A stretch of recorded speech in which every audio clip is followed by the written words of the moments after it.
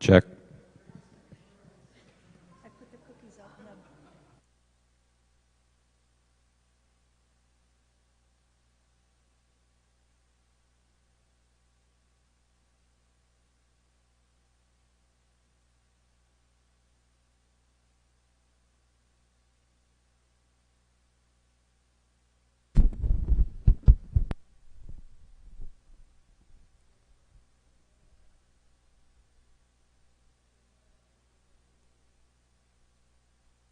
Reverend Scott Lindenberg tells me that that's the way to turn on the microphone. Is it working? No. Well, that's one way to find out. It's all good. What's that? It might be good. What's that? I'm powered up. Scott's going to turn it on back there. Are we on, Scott? Testing. 1, 2. Testing. 1, 2, 3. Testing. We'll figure it out.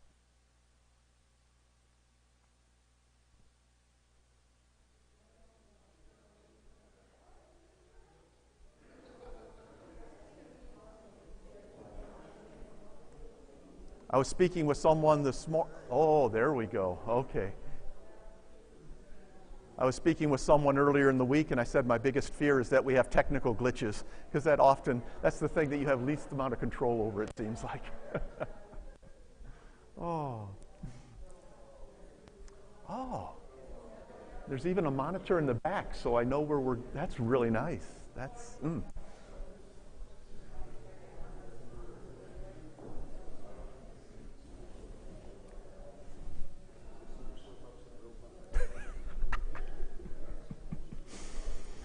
Guaranteed.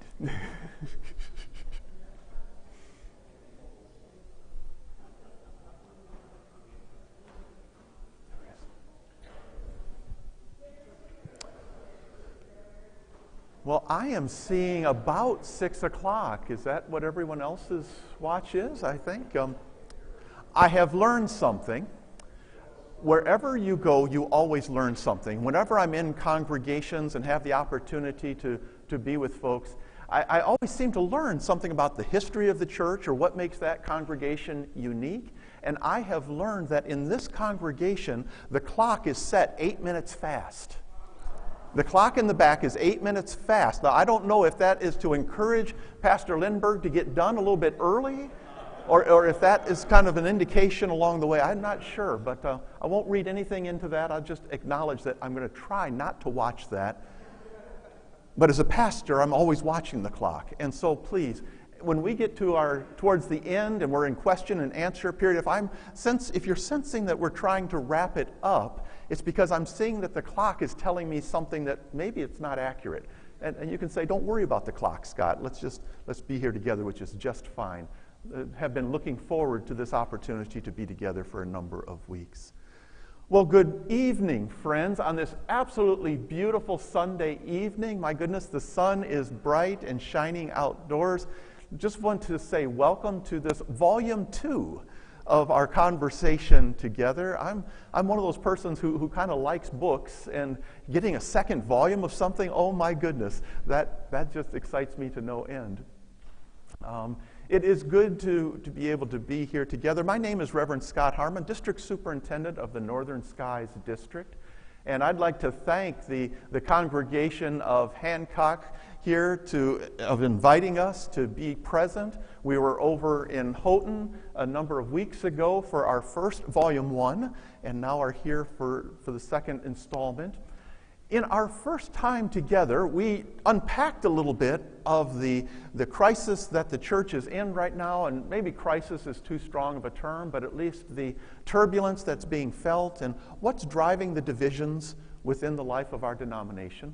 And tonight, I promised that we would get into some of the details and, quote-unquote, into the weeds. And we're going to be doing that this evening, as well as maybe learning a little bit about our denomination and how we function and come to our decision-making pieces as well. Before we do, I would simply like to invite us to pause together here as we are in this space, and let's begin with a word of prayer, shall we? Let's pray together.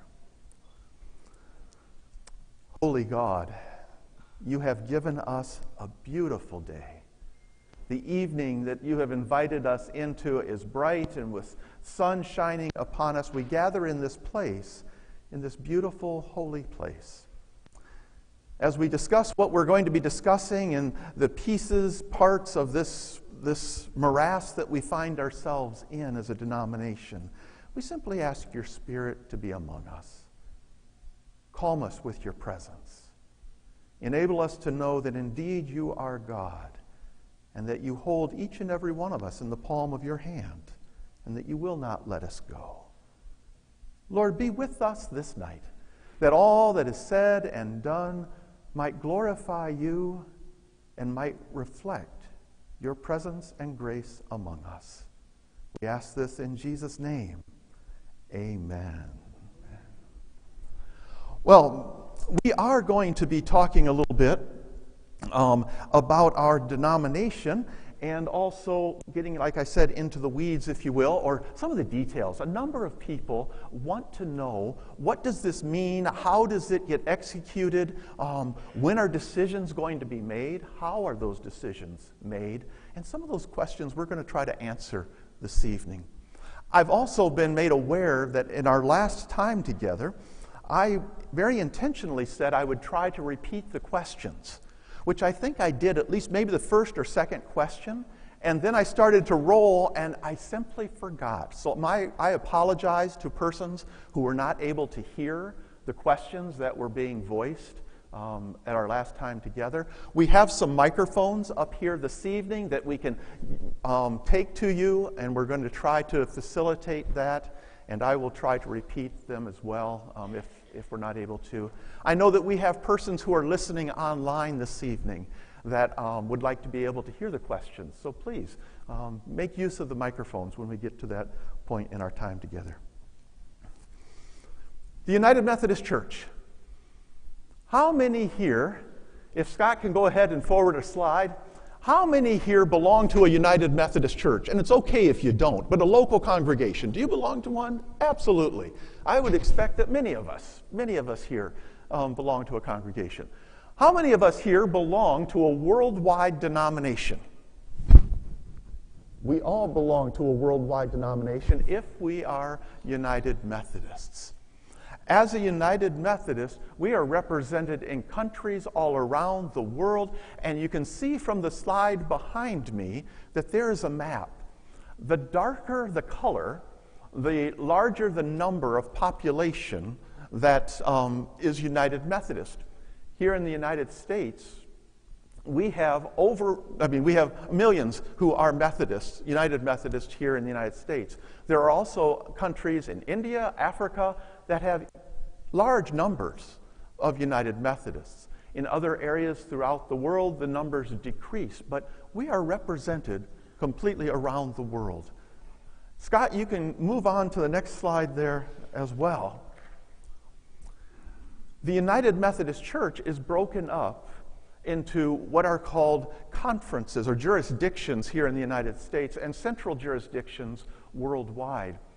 This is a map showing the 5 jurisdictions here in the United States.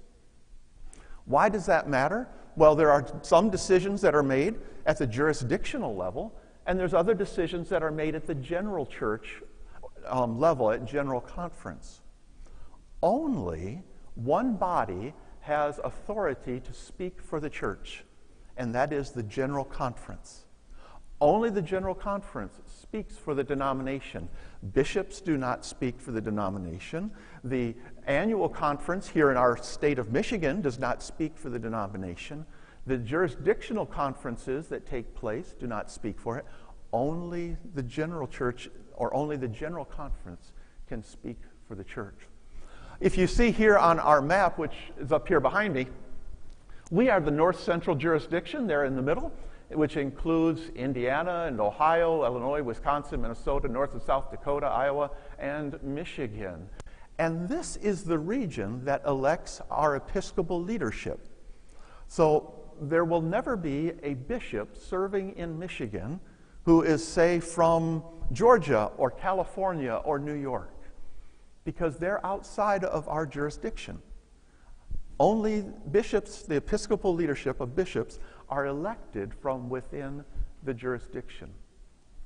What that means is our episcopal leaders understand our region in ways that the episcopal leaders in other areas of the United States understand their regions as well. Within our world denomination, there are what's called central conferences. And these are, again, geographical groupings of United Methodists in much larger, usually multi-countries gatherings. They function very much like jurisdictions here in the United States, but they're called central conferences. Within our own annual conference, Scott, why don't we go ahead? Within our own annual conference, we have districts.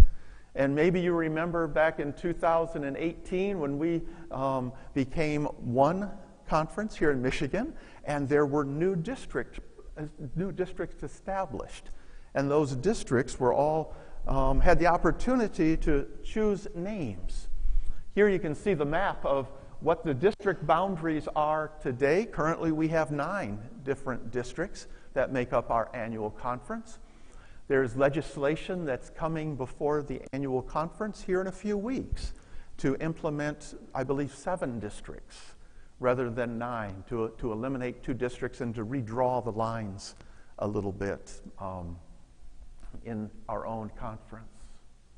So this just gives you an idea of the next level, if you will.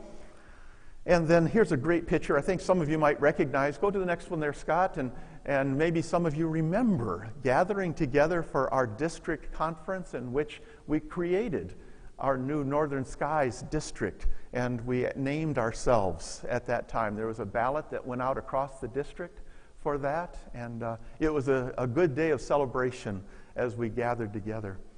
By the way, what you see in the picture there, they just randomly numbered the districts, starting in the north at number 1, very appropriate in my mind, and then going down in the very south of number 9. So we picked up some of those number 1 fingers, and since our district was number 1 and it was the color that was assigned to us was green, we thought that was a lot of fun to be able to do that day. This, again, is primarily by geography. They look at the number of churches that would be in a geographical region, the number of members within those churches, within that geography, and try to make something, a balance between the geographical coverage and the number of congregations to be united together. A lot of that has to do with the district superintendent as far as go one more, Scott. This makes it easy. Here's our district, the Northern Skies District. We have the largest land mass of any district east of the Mississippi River here in the Northern Skies. If you've been to Camp Michigami, you should know that because you sing about it every time you sing the Camp Michigami song. But we have the largest land mass, but we also have the fewest number of congregations within our district in our conference. So that's that balance of being able to travel and to be with congregations while at the same time having an adequate number so that other superintendents don't carry too large of a load. And that brings us here, or to where you are from.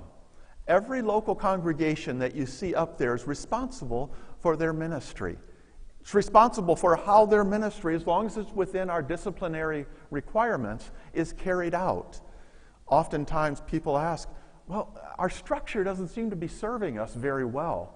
We fill in lots of blanks with people's names, but it doesn't really equate to ministry in our community. Can we do something different? Yes. As a matter of fact, you can. And many churches are today moving to different structures within their congregation.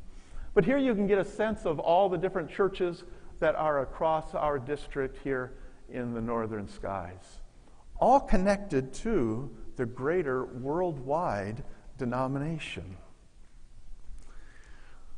So, the annual conference may have legislation that comes before it and can make certain decisions. that is appropriate for Michigan here of our annual conference. But those decisions do not bind and cannot contradict the decisions that are made by General Conference. General Conference is the only body that speaks for the church.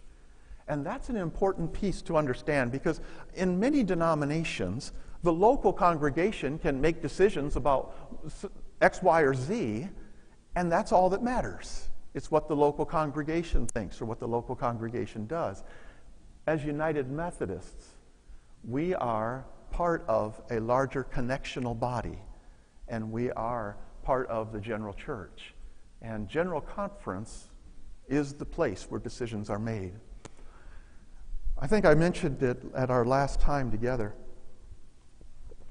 Had only General Conference in 2019 been able to look into the future and see the challenges of gathering together in person these last number of years, and would have simply passed legislation at the very last minute that said, in the event something really strange happens and we're not able to gather, then we can take a vote, ballots by mail, or ballots by email, or ballots by any other means, please.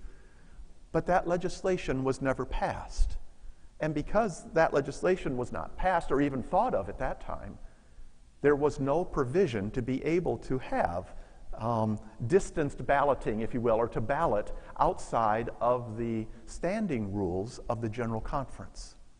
And you can't just make it up as you go. There has to be a decision by the General Conference of how to proceed on a matter before that matter can be proceeded on. And that's what brings us to this awkward time that we're in right now. Does anyone else feel like they're just waiting around? That we're waiting for something to happen? Please, let something happen. I understand.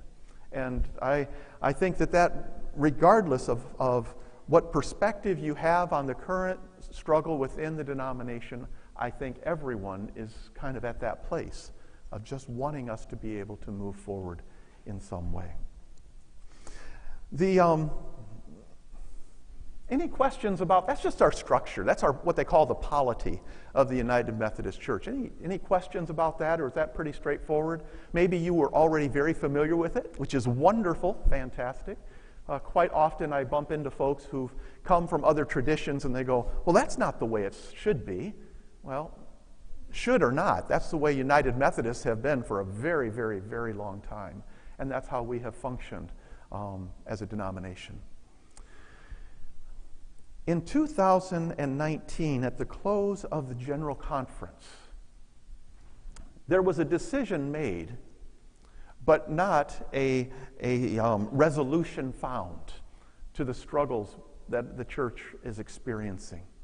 And the decision made was not to change the prohibitions around sexuality that are currently in our discipline.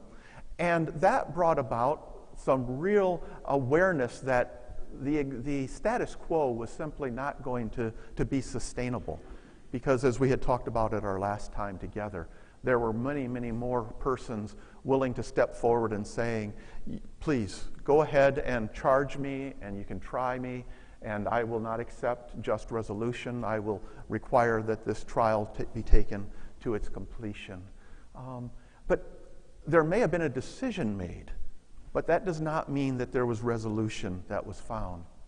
Because it was recognized, the various entities involved, that this was really not a solution. There was a gathering of the leaders of the various movements within the church. This was a very quiet gathering initially because there was a desire to find a way forward, to be able to find a way to bring about reconciliation so that we might be able to separate in a way that would have justice for all involved. That meeting took place initially with a large body and then with a smaller guiding group that met regularly. You may have heard of something called the Protocol of Reconciliation and Grace Through Separation. This was the product of those meetings. And so to just using a broad brush, we had persons who would consider themselves or identify themselves as centrist in their thinking and theology and their understanding. There were those who would consider themselves traditionalists and those who would consider themselves progressives. And they gathered together and said, okay, we need to find a way to help our denomination move through this. How do we do that? They met for a number of months, and there was a gentleman by the name of Ken Feinberg, who was a very well-known arbitrator. He was someone who had worked on the Exxon Valdez disaster in the insurance claims against that. He was the person who brought about the outcomes from the World Trade Center disaster that happened in 9/11. He was very well respected at being able to help parties who had very divergent interests find a way that they can say, yes, we can move forward. It's called negotiations. And he met with this group, and from that came what's called the protocol. That's the shorthand of it. It was an agreement that everyone felt comfortable, I shouldn't say that everyone felt uncomfortable agreeing to. And when everyone feels uncomfortable, then you know you're in a good place, because you know that all parties are involved in the outcome. I have a quote up here by Keith Boyett, who is from the Global Methodist Church, and he said, "The protocol agreement announced Friday, January 3rd, is not a perfect document. Nothing in the document has exactly the terms I would have chosen if I had been the sole author. And of course, the document is not exactly what the progressives and centrists wanted either. The entire document reflects significant compromises made by all parties to reach an agreement." And that's a good thing to keep in mind. Significant compromises. I see some hands. Now, do you want me to... Oh, what is a centrist? Okay. A centrist would be the question. I'm going to repeat the question so that everyone could hear. The question was, what is a centrist? I named 3 different persons, and that was not a familiar term. You would have persons who would voice of themselves as traditionalists. That means they would support current language within the discipline around human sexuality. I'm going to use it specifically for this topic right now. And then you'd have persons that might consider themselves progressive, who would advocate changing the disciplinary language and removing the discussion around human sexuality from the discipline. A centrist is someone who says, yes, and. In other words, they're not on the two ends of the spectrums. They would find themselves in the center somewhere. And they might agree in some cases with a more traditionalist viewpoint, and they might agree in other places with a more progressive viewpoint. That's what a centrist would be. Yeah. Thank you for your question, and thank you. What year was the protocol? 2019. 2019, yeah. Yep. The protocol came together, and it was anticipated. In fact, there was just this almost audible sigh within the church. Oh my goodness, this is a workable solution. All of the persons who were involved in the negotiation signed the document, and within that document, by the way, you can go online and read this document. Just simply look up United Methodist Church protocol, and you'll be able to find it. All the persons involved signed this document, and there was a pledge to uphold one another throughout the time until the document could be passed and we move forward. In other words, to support one another even if we disagree, but to treat one another with respect along the way. And there was also language in there that said, the protocol shall not be changed in any way. It shall be this agreement which we are making. You can't say, well, I made the agreement, but I'd like to go back and change this. That's not the way negotiations work. Everyone came to an agreement. They did so in good faith, and that document or that agreement was then moved forward to General Conference. That was to be legislation at General Conference in 2020. Well, we looked forward to 2020 and that General Conference, and it just did not happen. I see another question. There were leaders from the various groupings within the life of the church. I would have to look at the document. Once again, I don't think I actually brought the document with me. I'm thinking that the number was 16. It may have been 12, but it would be somewhere in that category. Yes. Now, these would be, they may all be in the picture there. We could count them real quick, 9. But they would have been respected leaders of their constituencies. And so all the constituencies were represented who were finding themselves in conflict. Yeah. Legitimate question. Good question. And by the way, you can look online again. There are wonderful articles by Communications on this time in 2019, and they will give you a lot more background. I'm just trying to encapsulate what the protocol was. So we have this agreement. We have ways of doing things. They talked about the instruments by which different pieces would happen, and churches would be able to separate, or churches would be able to leave the denomination with property and assets intact. And all those things had been negotiated and worked through. We just had to pass it, and we never got the chance because 2020 did not happen because of the pandemic. So we are now, they postponed General Conference a couple times. We are now looking at 2024, very hopeful that the protocol will once again be part of legislation and it can be ratified and passed. I will just add an editorial note. This is me speaking at this point completely, and that is my one fear is that sometimes things change. And even with very good intentions, and the protocol document was excellent. My fear is that 4 years later, we will not be able to recognize the value within it, and for some reasons, something will go sideways. And rather than passing what has already been agreed to, someone will try to change it in some way or back down from it in some way. And then it just, like any agreement, it just all falls apart in strange ways at that point. Well, what did the protocol give for provisions? This is an interesting piece. And that is for the two terms that are used are and I've already changed the name to the Global Methodist Church, which is the traditionalist denomination, which was affirmed within the document that body would form and would become a denomination. And then the continuing United Methodist Church. Those were the two pieces, if you will, two denominations moving forward, with the potential of other denominations, but those have yet to come together in any way. So the continuing United Methodist Church would retain the name United Methodist. That was important in the negotiations.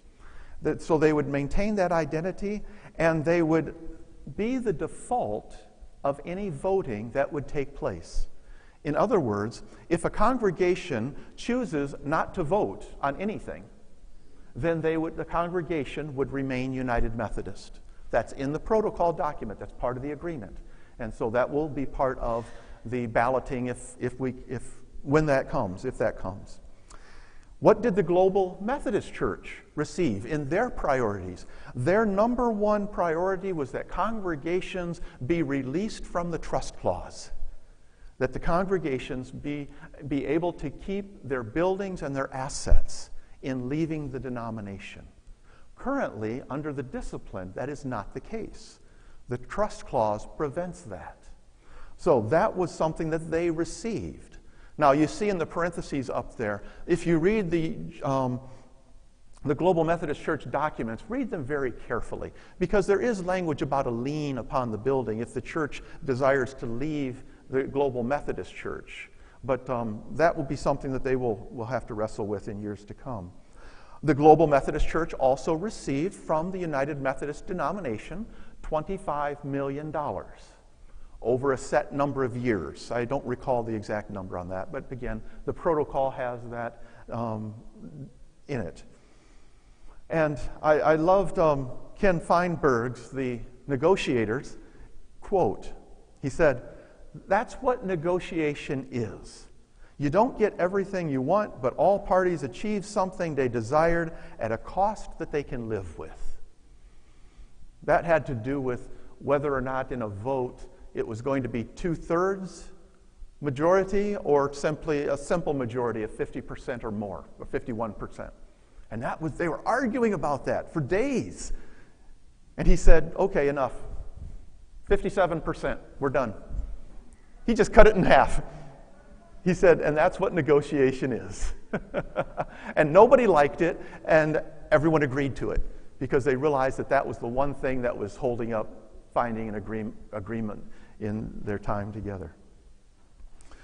Well, that is the protocol, and ultimately that's where we are right now.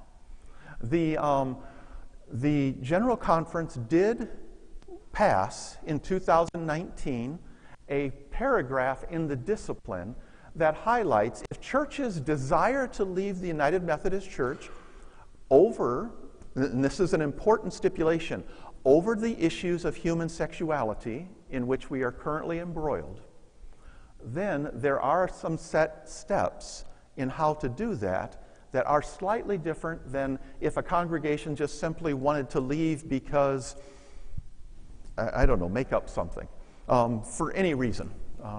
They want to celebrate communion with bananas and Kool-Aid, I don't know. But so that they are being handled very differently. And the General Conference made a paragraph addition to the discipline. It's paragraph 2553. And Scott, we can go there. There we are.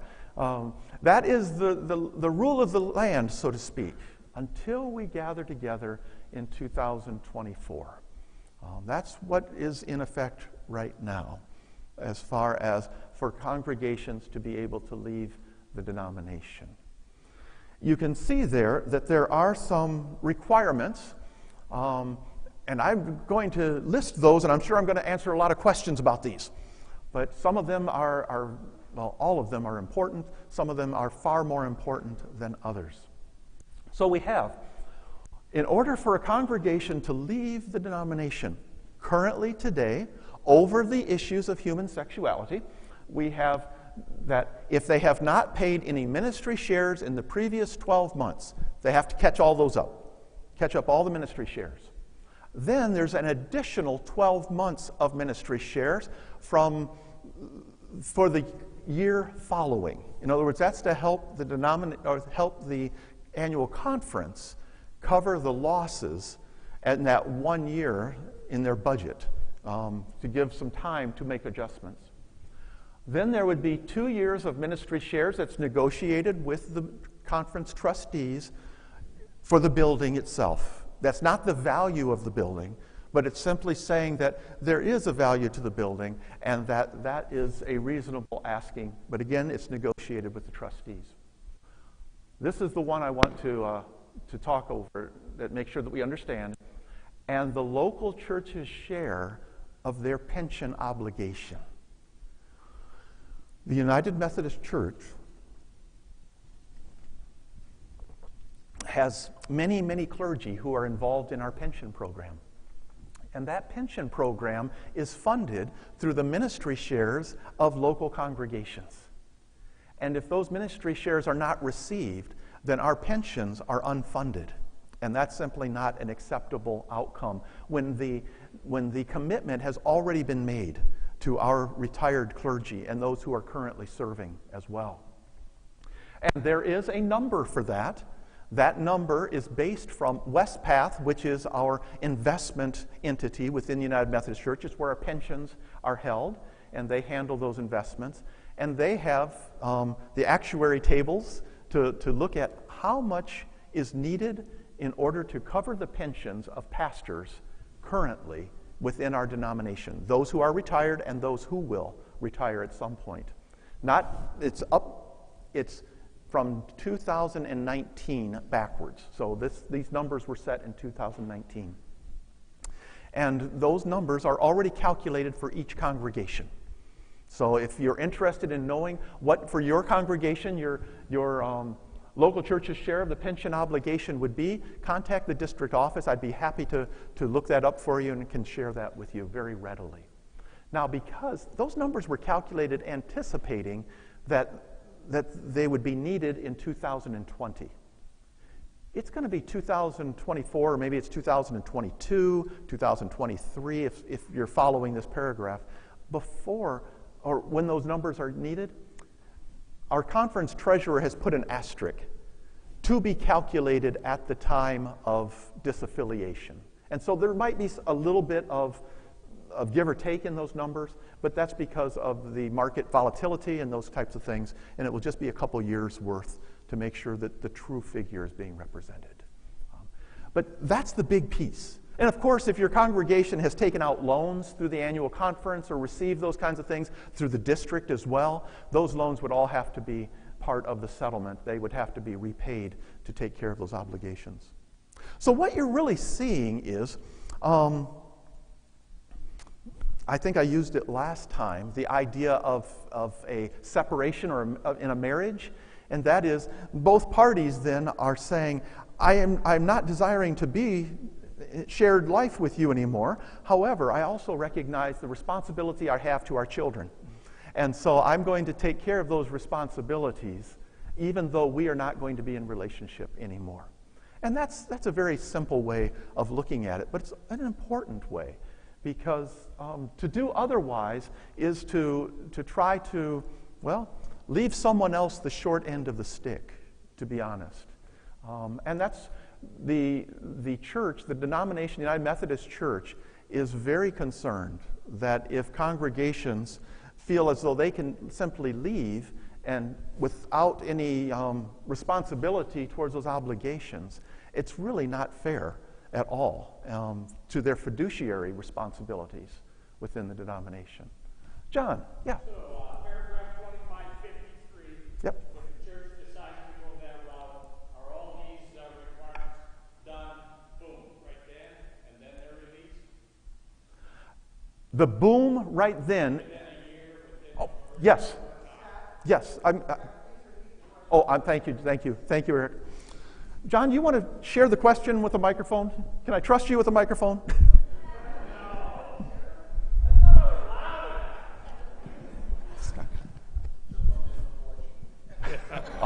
No, we'd like to hand him a collection plate, friends. No. Yes, John, please. So I'm just wondering, if a church decides to use paragraph 2553, so all these requirements, 12 months of ministry shares, 2 years of ministry shares, the local church share, which is computed by the conference, et cetera, all that with the asterisk, and pay back your loans, everything. So the whole financial package then, if the church says, I'm going to invoke 2553, we're going to separate, is it done in that year, 1 year? There is a process. And the answer, I'm going to put an asterisk that it would be, I would do everything in my power to be able to do that. Now, there are a number of documents that need to be filled out. There are a number of, I would offer a caution. Nothing is trying to hold that process up. There's no desire to slow down the process. The process can be entered into. But as a congregation, this also involves the closure of a congregation, at least from the United Methodist side, and the loss of the tax-exempt status, all of the government filings. You would have to file new corporation papers, all of those types of things, which are legal documents within our culture. Those would you would want to have those all in place and ready to go. If we can get all that together, then yes, John, to answer your question, there's no reason that this could not be taken place within a year. Is that fair enough? I hope I don't have to eat those words if it's a year and 4 months or something like that, but there would not be intention for it to be drug out. Oh, thank you so much. Thank you. Who is next? My voice is usually loud enough, so make sure it's on, because they're listening over the... I see, okay. My question, and I think I've got the answer in my own head figured out, but a lot of people that I talk to at my church and other churches and stuff ask simply is that if the discipline as it exists today is the law of the land, a law of as the it church, is today, and has been reaffirmed at the last general conference as it did in many general conferences before that, why is it that those who wish to live under that discipline appear to be the ones being invited to leave the church? That's a PR problem that is very, very large, and I do not see that being addressed in any easy way. It goes back to the protocol. And the persons who are involved in the protocol, in those negotiations, that was a priority. That was a differing priority. The denominational representatives desired to maintain the United Methodist identity.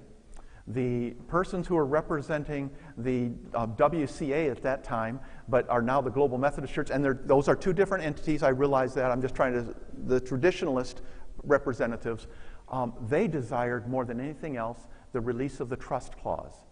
And to put it simply, they were willing to give up their denominational name and form their own denomination in order to be released from the trust clause. And that was part of the protocol. That was the give and take. Those were big chunks that no one understood how to get through. And that's what Mr. Feinberg helped them to see, is that you're going to get what you want and you're going to get what you want. You have to give up something in the midst of this. And that's what the choice was made. Now, before we go, she had her hand up over here, and then we'll go back there, and I saw another hand towards the back. Thank you. I have maybe a two-parter. One is that we've heard that the protocol is only good through 23, but we're not having a general conference now until 24, so is this a moot point? I sure hope not. I cannot give an answer to that. Okay. I do not know if it's going to come forward as the protocol, if it's going to come forward as this was a document that people thought was a good idea without the signatories. That's the piece, I spoke of really hoping we can pass this, because the protocol does allow congregations to depart with all of their assets without some of these pieces in place. And then the other question at this point, maybe more, twice I heard you say regarding human sexuality. What if you're leaving because of other reasons? Does any of this apply? Would you go under 2548-2? 2548-2, which has now been referred to the Judicial Council. And so that there can be no action taken on 2548-2 because it's now before the the Judicial Council, rather. My understanding is that all of this is around human sexuality. It isn't, but that's what is, I think an argument could be made that it is. An argument could be made that the question that we're wrestling with right now is around human sexuality, though it may have many further implications to it. And so in that case, it would fall underneath this in a positive way, in a positive light. It is a very big brush. Yes, I understand. Yes. The church has always had congregations who sought to depart for a number of reasons. Like I said, whatever those reasons might be. And the intention is that if it's related to this current church conflict, then that brush, in large ways, and that's okay, I think, it would fit within this framework. I don't know if that's helpful or not. That's not a real hard, I can't give you that's going to be a Judicial Council question. Yeah. Now, I saw a hand up here, a woman in the blue, yeah, and then Robin. I'm just confused because it seems to me as if they both are saying the same thing. Right now, if they wanted to go, say, with the global ministry, they are thinking that they want to stay the way the Methodist Church is presently. So they're making a huge assumption that the Methodist Church is going to change, but that hasn't changed yet, has it? So they're both the same at this moment, right? At this moment, The Global Methodist Church, which is a denomination that has already formed, and the United Methodist Church, by discipline, have the same prohibitions against homosexual and lesbian behavior. You're correct. Well, that's practice. You said not in practice. Not in practice. But the assumption is that what is now the United Methodist Church, when they have a general conference, will vote to be more open. Is that just an assumption? Is there real truth to that assumption? I would say that the data here in the United States indicates that. Certainly, at general conference, anything can happen. And so it could be that there will not be support for any change in the discipline at General Conference in 2024, and then we will be at a very interesting place. But we've been at an interesting place for a long time. I think the anticipation is that there will be some change in the discipline come 2024. But that's a good observation, very astute observation there. I saw Robin with a hand up towards the back here.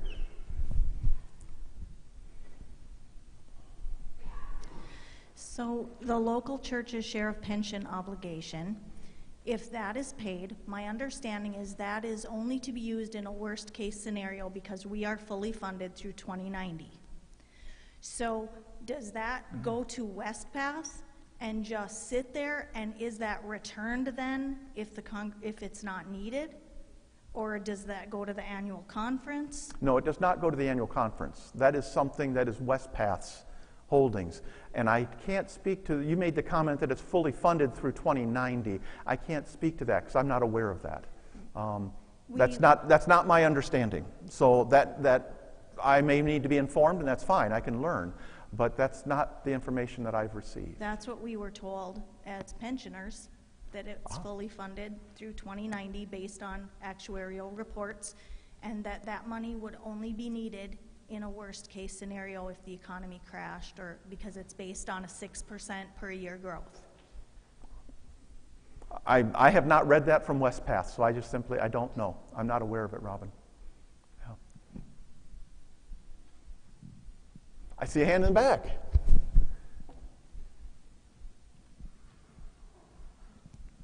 Hi, John Quinn here. I just want to clarify, this is until 2024. We are not talking about the current status of the unpassed protocol, correct? This paragraph here, Yes. Paragraph 2553. Right. That is correct. This would be the pathway for disaffiliation until 2024, presuming that some type of legislation will be passed at General Conference. Yes. That is correct. Okay. Yeah.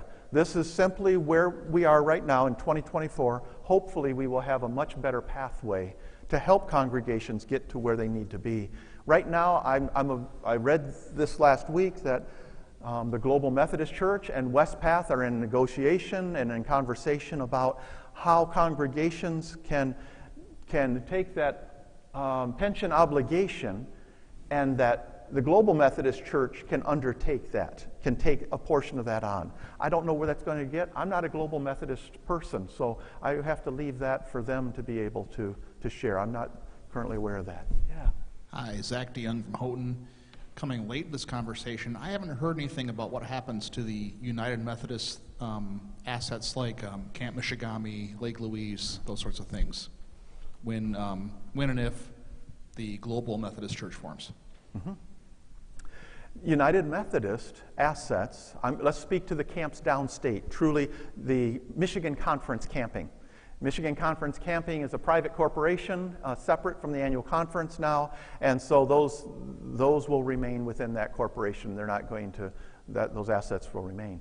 Camp Lake Louise, which is also downstate, is a separate camp. It's not owned by the Michigan Conference in any way, and so that is a separate entity unto itself. Camp Michigami, here in our own district, is a camp that's owned by the district. It's something of the district assets, and that will go the same way wherever the district goes, and the district goes wherever the annual conference goes. And so if the annual conference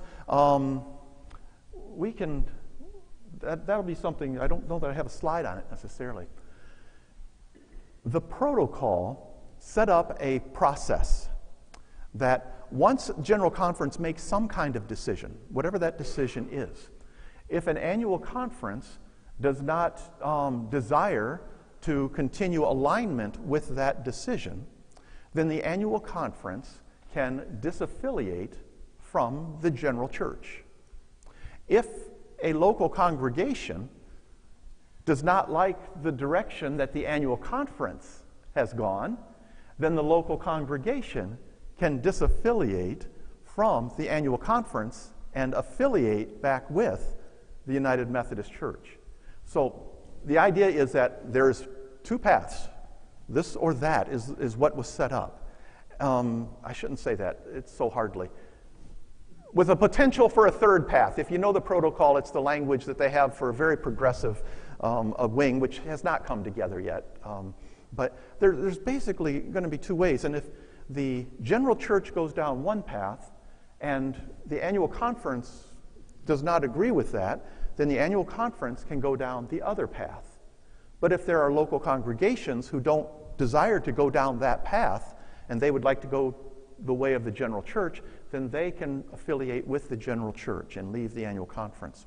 The reason why I bring that up is if the annual conference goes a direction, that means the district will remain in that direction as a United Methodist district, or if presumably, and then Camp Michigami would remain within the district, remain a district asset, but be able to serve anyone.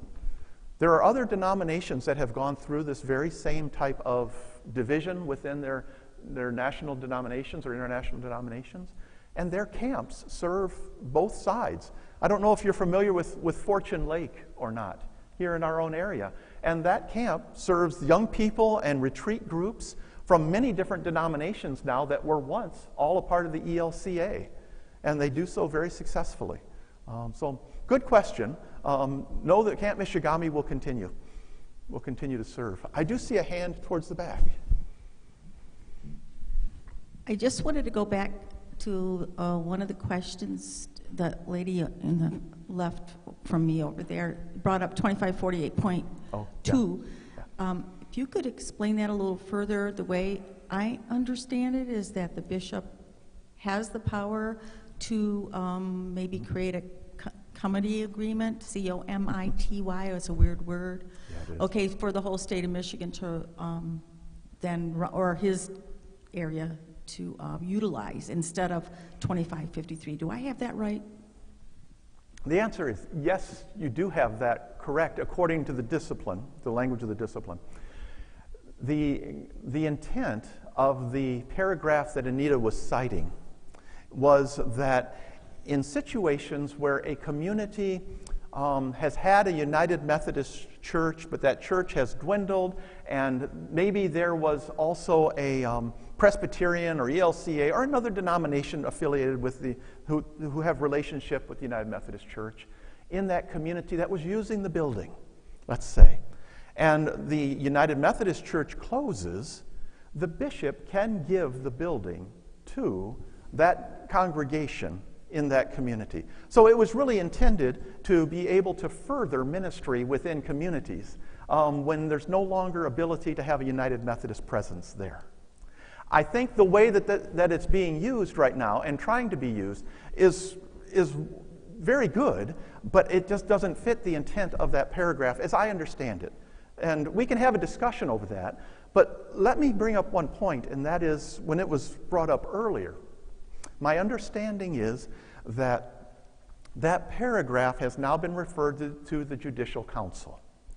And until there is some review by the Judicial Council on how it can be used or the way it should be used, there's going to be no action taken using that paragraph.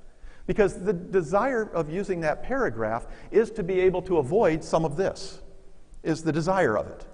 And when we start to try to avoid taking our responsibility for things that need to be happening in the life of the church, then it becomes that fiduciary responsibility of the bishop to say, we can't do that. Bishop Bard is trying to be very, very amenable and find ways. There is a desire to find ways to help congregations get to where they can be in ministry in good conscience. But what might be good for some, if it makes it very difficult or penalizes others, isn't that mutually agreeable and beneficial agreement. And that's just kind of where we are. Now, their action from the actual action from the Judicial Council may come back, and we'll have greater clarity. And then there might be opportunity to use some of those provisions. But currently, my understanding is that has been referred. Yeah. Oh, but wait just for a moment. Let him get to the microphone. I had a wonderful person remind me that let him use the microphone. Let him use the microphone. I guess I just want to know will churches be closing due to lack of participation or anything like that? Or I'm kind of new to the church, but I mean, I know a lot of churches, are scattered and have few members, and will they be combining any, or will that affect anything? That's a very broad question, and it's a good question. I think that all congregations today are struggling with the question of participation. And there aren't as many people who participate in faith in public worship as there once was, and so we're all wrestling with those kinds of questions. Will churches be closing specifically because of the fracture that's taking place? That's possible.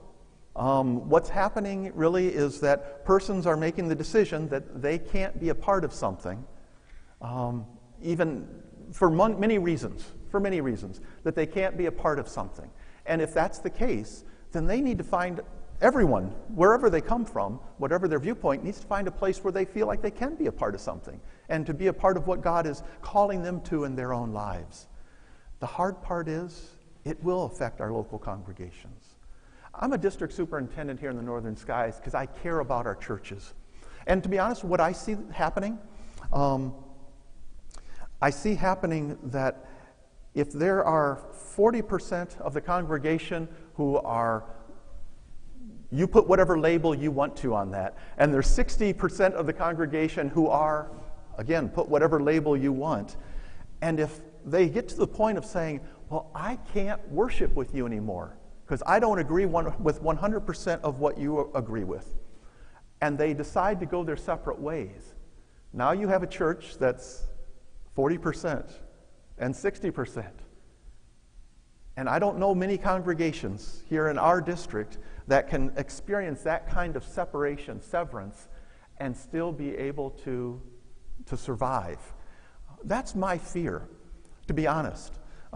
Is that we will become so emotionally embroiled over this issue that we will walk away from relationships and make those kinds of decisions. I hope that we don't. That would be my prayer. But I also understand that it's not good if we're butting heads together, because that's not what Christ's church is about either. Sometimes you need that separation in order to realize, wow, it was a lot better than what I thought it was. And maybe that, like we talked about at our last time together, will bring us back together at some point in the future. I don't know.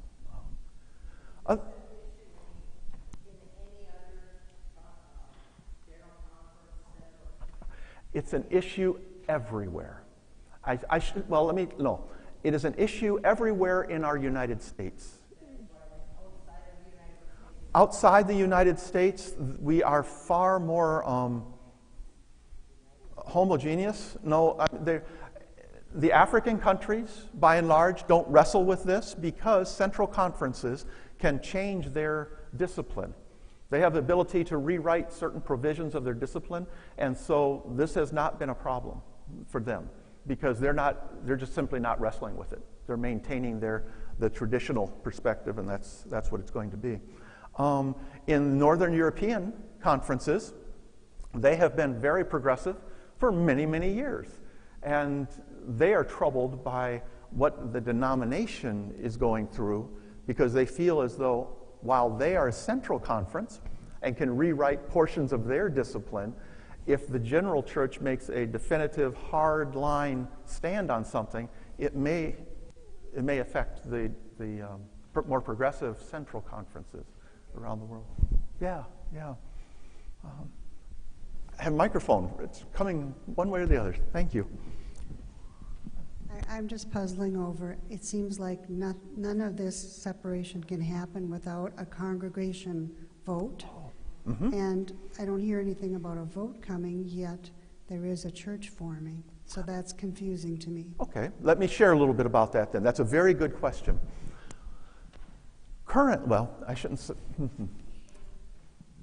As I spoke of actions of the General Conference, then if the local annual conference didn't agree with that, then the annual conference could leave. And if a local church didn't agree with the annual conference, then they could vote to affiliate back with the general church. All of that requires general conference action. And of course, we haven't had that yet. We're looking forward to 2024. Now, the paragraph that you saw us talking about here was that interim time period between now and 2024. And for a church to pursue this, they would be in right order to request that. That's no problem.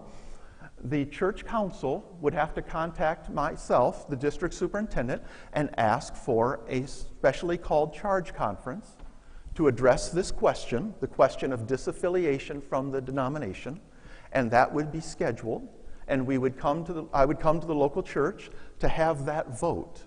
And there would be a very specific ballot that would be included in that. Of course, with that, there would also be a lot of work that goes into making sure all the numbers are correct, as far as the ministry shares and all those pieces. Because the ballot lays out all of those implications. And then there would be a vote. Who's allowed to vote?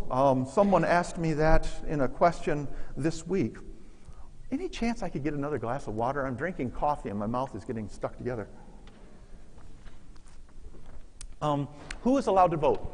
Professing members of the local church are the only persons who are permitted to vote in the specially called charge conference. And then, if the persons who come, it's by written ballot, the vote would be taken, and it must pass by at least a 2/3 majority.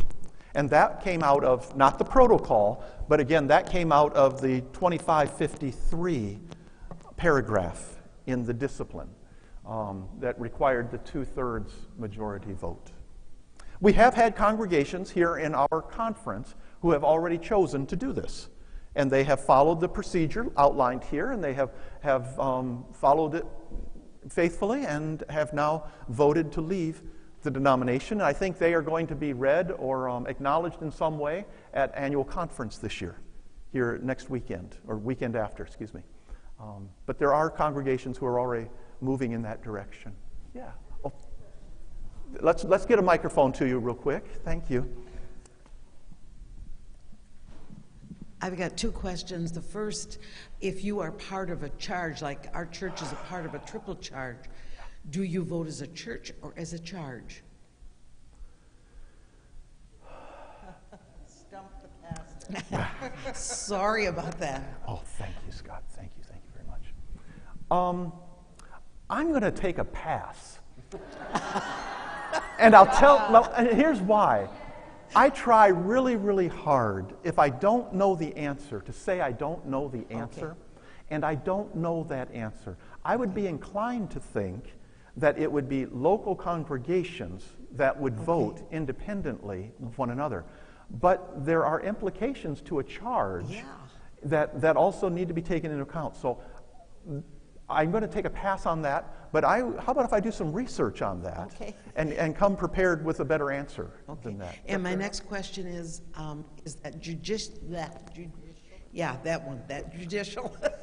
The Judicial Council. Yes. Are they going to be giving the answer at this next annual conference for Michigan, which is in 2 weeks? No. I am very confident that it will not come in 2 weeks. Okay. I don't know how the Judicial Council moves its docket forward. It's the Judicial Council for our denomination is much like the Supreme Court within our country. So these things do not happen quickly, but I'm sure we will hear about it when it comes out. I'm aware that it has been referred to the Judicial Council. I don't know their timetable. I don't. Well, I did. I had some notes up here, and I thought, okay, what did I forget? What have I left out? Someone asked me, what about pastors? What happened? Oh, Carol, you want to get in? Yes, please, by all means. We have someone in the back.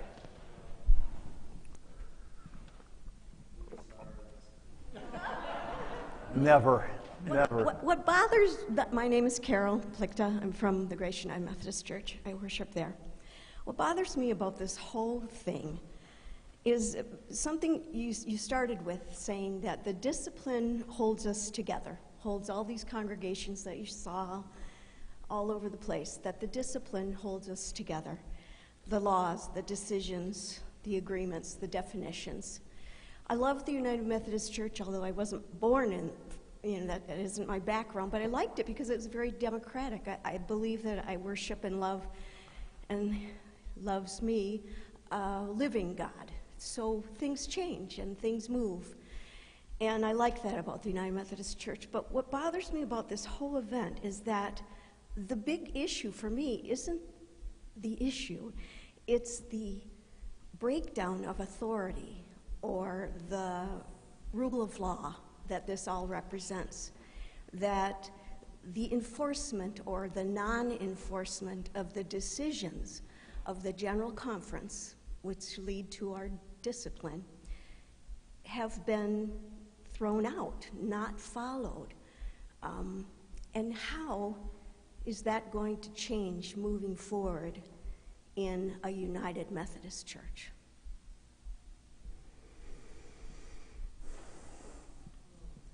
My experience with, and I can only speak for, I can't speak for the general church because I'm not I'm not someone who is at that level. That's beyond my pay scale. But I can say that Bishop Bard has followed, as in my understanding, very carefully the discipline in his rulings and in his leadership within the life of the church. Now, are we at a place in which certainly people of very divergent viewpoints are trying to figure a way forward? Yes. And those divergent viewpoints have just gotten to a point where anything that unites us seems strained to the point that it is at a breaking point. I cannot speak for what might happen in the future, but I can certainly say that today we're not in a good place. We're not I think we all agree with that, Carol. I can say that what happens in other conferences is not controlled by our conference.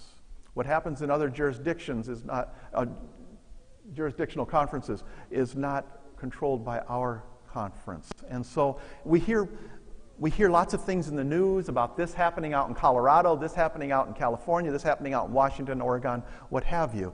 The church has always been closely connected with its culture. We always have been.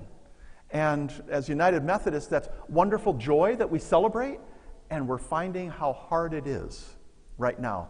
Because within our culture, there are some very different understandings of how to live, of life in general. And we are in a very difficult place. We really are. But I share your lament. I share your lament over that. Yeah. I did want to share about pastors and churches. Pastors and churches. And that is, somebody once asked me, well, what happens if we're a more of a conservative-leaning, traditionalist-leaning congregation, but we have a pastor who is more progressive-leaning? And all of a sudden in the United Methodist Church, pastors are permitted to officiate at same-sex weddings. And would that be happening in our church building? And here's the answer to that. In the local congregation will have ability to say what does and does not take place in their church building. That is up to the local church. The pastor, as they do now, by the way, have the prerogative to say what they will and will not participate in as far as weddings. Now, I say that, but it's, understand, within the discipline, okay? Yes, within the discipline. But if you would come to me and want to get married, and I met with you and your fiance, and I just say, this is not good, I don't agree with them getting married, for whatever reason, that kind of thing, a pastor has every right to say, thank you, I'll help you to find someone else, but I'm not going to perform that ceremony. They do. And then the same would be true within a local church where, let's say, the pastor does not want to participate in same-sex weddings, but the congregation wants to be open and affirming. The pastor can say, you can get married here, but I will not perform the ceremony. There might be someone else in town who would be willing to do that. And that would be the answer. Now, the congregation may say it's not happening here, but the pastor says, I'm very much for the full inclusion of all persons, and so I will perform that ceremony down at the park, but it won't take place within the local church building. It sounds sort of goofy, but it does give local congregations that prerogative to be able to say what will and will not happen within their building, while still honoring the pastor's conscience of what they will and will not participate in, from both directions, from either direction on that. Let's say, just hold on to that thought. Oh, it's a good thought. Oh, okay. So I'm not really up on my discipline or whatever. I guess I want to know how firm is that? Because you're talking the traditional is kind of going to the global, right? If they desire, okay. you can still be a very traditional person in the United Methodist Church. You just have to be willing to accept that there may be some who don't read it the same way you do. So the discipline isn't super firm. Oh. It's because no. If it's that firm, so you're saying it's almost going to be a little bit more progressive to stay with the United Methodist. Am I okay? My term's up. I don't know. I just am I saying you're I hate to use conservative and all that. I'm not into that, but your traditional what we got going on right here, and it's okay, yeah, kind of not wanting to go the other way. So that changes the discipline then, right, of the United Methodist? Again, the General Conference would change the discipline. And the General Conference changes the discipline every 4 years. Okay, so it's not firm? No, the discipline is not forever. The discipline language can change. Yes, that's a good question. And friends, we've been here a long time. If you feel as though you've gotten what you needed, feel free to step away. I don't take any offense at that. I'm here to answer questions, and I'd like to be able to do that as long as folks want to stay. And if folks want me to wrap it up, I can close this with a word of prayer, and we can go our separate way too. Anita's coming down the center aisle. No. Do you want us to sing Just As I Am? No. Last time you had, at the first one, a slide in regards to people who might be interested in knowing more about the Global Methodist Church. I have cards back there, and I'm keeping an email list because Scott won't speak to it. Okay, but I get information regularly that I can pass on to anybody who's interested. There's just cards on that back table. And I don't send a lot of emails out, only when it's really important. So you won't be inundated, okay? But anyway, so I just wanted to make sure they knew. Thank you. Thank you, Anita. Thank you, yes, yeah. I see another hand. So thank you for doing these sessions. It's been very informational. Wonderful. Some folks have been very passionate about advocating for the Global Methodist Church. Mm-hmm. I was expecting when you came to talk to us, maybe we'd actually hear you make an impassionate plea for the United Methodist Church. I was actually kind of hoping maybe to hear you speak, and then later on hear the folks from the Global Methodist Church speak. I was wondering if there's going to be someone who makes the passionate plea for the United Methodist Church, who kind of comes to proselytize and sorts of, am I missing that? So originally, the lay rep from this church, and I'm the lay rep from Grace, proposed 3 parts, and that third part is going to be from a Global Methodist representative, and that has been scheduled for September 8th and will happen at 6 o'clock at Grace United Methodist Church.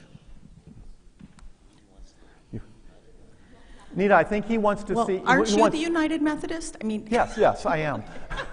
I'm so confused. So what I want to say is you've been very measured and very scholarly, but there's not been much of the sell. I was hoping that you'd make your case that way. Are you going to? Am I jumping the gun here a little bit? I didn't come prepared to make the case. I'm a United Methodist, and if you'd like me to convince you to be a United Methodist, then I could work towards that. We'd like to hear why the United Methodist Church is worth keeping, why we're all worth keeping together here, all of us together. Why is this a good thing for all of us to be here? Even if we don't agree. Okay, that's fair, absolutely. And I would offer that the reason why each person in this room is a part of a United Methodist congregation may be very different. And I could tell you why I'm a United Methodist, that would be fair enough, but I can't speak to why you should be a United Methodist, because I think that there are relationships that sustain us. Is it because this is the first place that you heard God's voice in some way within your own heart?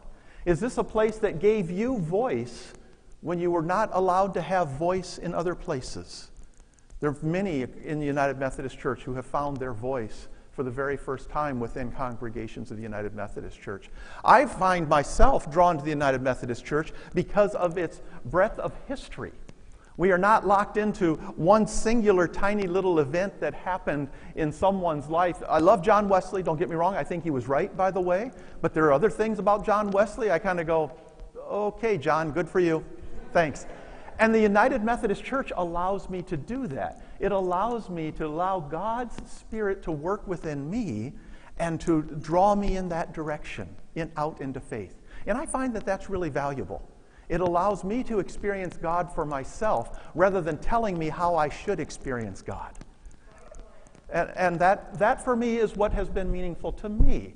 Now, I've met wonderful people who would not necessarily share that viewpoint, who I've learned greatly from, and they've helped me in my journey as well. But for my journey, this is the place that I feel, I've heard it talked about as shoes. Different churches you wear different shoes. These are the shoes I'm most comfortable in. But I also agree that someday we're all going to take our shoes off and we won't wear shoes anymore. And that's okay too. I look forward to that. And that's not a very good stump speech, but at least you got to see a little bit more of my heart here, just off the cuff. Friends, you have been so patient, and I have to say, you have been very gracious and kind to me. Not every superintendent has been treated in the way that you have treated me. And certainly across our denomination, there are impassioned situations that it makes you wonder, am I at a bar fight or am I at a church gathering? And so I just want to thank you. Thank you for the way that you've treated one another, even in the midst of disagreement. And let me close. Do you have a question for everyone?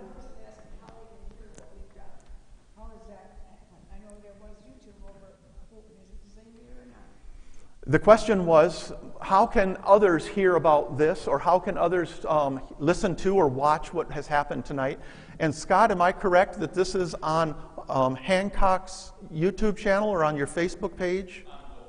On both. So you look up Hancock United Methodist Church, and it will be on their Facebook page, I'm sure, in the coming days, and also the YouTube channel as well.